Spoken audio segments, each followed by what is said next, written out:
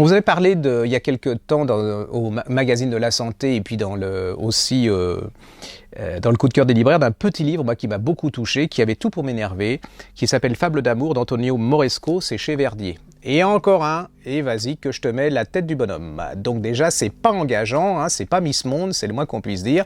Bon, il est pas, voilà, c'est encore un qui ressemble à un nain de jardin. Je sais pas pourquoi, ils ressemblent tous aux nains de jardin. Moi, je vois des nains de jardin partout, c'est bon, inutile. Ça s'appelle Fable d'amour. Alors, Fable, déjà, je me suis dit, Fable, moi, c'est ce que...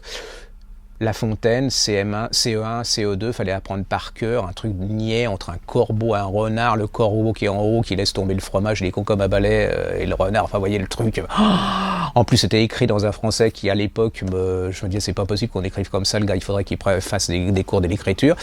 Là, je sens qu'il y a des profs de français qui vont me détester. Et donc, la Fable, je me suis dit, je me tire. En plus, je lis le résumé, c'est une histoire d'amour entre SDF et une jolie fille. Alors là, je me suis dit, ça, c'est un truc pour France Culture, ou alors, voyez, c'est un truc, c'est pas possible. Culturellement correct, on fait pas mieux.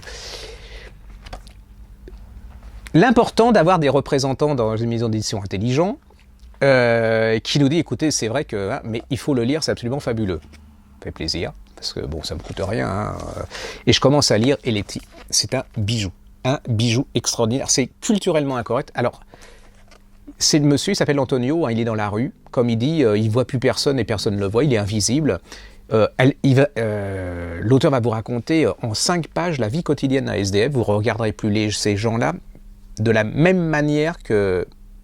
C'est hallucinant. C'est-à-dire que les mots sont d'une force, d'une intensité. Il n'y a pas de gros mots, il n'y a pas de surenchère, rien. C'est classique et tout. Et là, vous en prenez plein la tête avec leurs petits problèmes quotidiens, mais qui pour eux deviennent d'énormes problèmes.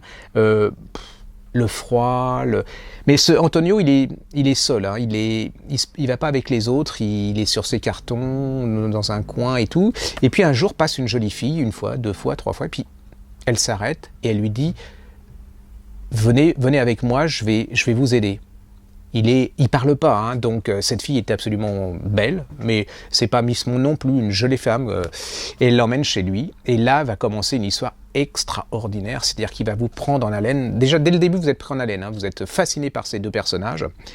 C'est culturellement incorrect parce qu'en fait ça parle des corps et lui il est abîmé, on peut dire âgé, enfin le temps a fait beaucoup de mal à son corps et il va vous parler de ce corps d'une manière, on peut être sensuel en étant âgé, il rend beau ce corps. Et les scènes d'amour entre cette jolie femme et cet homme, loin d'être quelque chose comme on veut nous faire croire maintenant, c'est-à-dire que il n'y a que les gens beaux, jeunes et tout, et puis les vieux d'un autre côté, on les met dans les maisons de retraite. Quand un vieux sort avec une jeune, c'est sale. Enfin, cette espèce de truc, comme on en vient maintenant, qui sont pour les pubs. Les gens n'existent plus vraiment physiquement. Là, c'est vraiment, il redonne la beauté au corps, la beauté aux sentiments, la beauté... Mais c'est pas niais, parce que ça ne va pas s'arrêter là.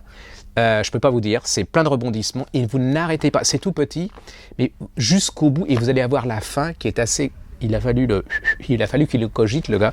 C'est absolument merveilleux, c'est plein de chaleur humaine, c'est plein de sensibilité, c'est pas niais pour un sou, c'est complètement dans notre époque, c'est complètement culturellement incorrect, c'est sublimement traduit. Parce que alors là, il faut faire dire chapeau, parce qu'il y a des gens, des traducteurs qui tuent un livre dans la manière dont ils le traduisent. Et là, c'est traduit par Laurent Lombard, et je crois qu'on peut tirer un sacré son chapeau à ce type, parce qu'il a donné au style, je sais pas comment il est le style en italien, mais là, c'est d'une beauté, c'est d'une efficacité, d'une simplicité, d'un classicisme.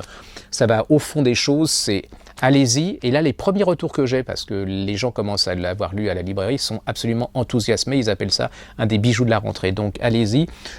Il a guère de chance de passer chez Ruquier, ou alors franchement, c'est voilà. Ceci dit, c'est plutôt une chance plutôt de pas passer chez Ruquier, parce que vu ce qui passe. Antonio Moresco, Fable d'amour chez Verdier.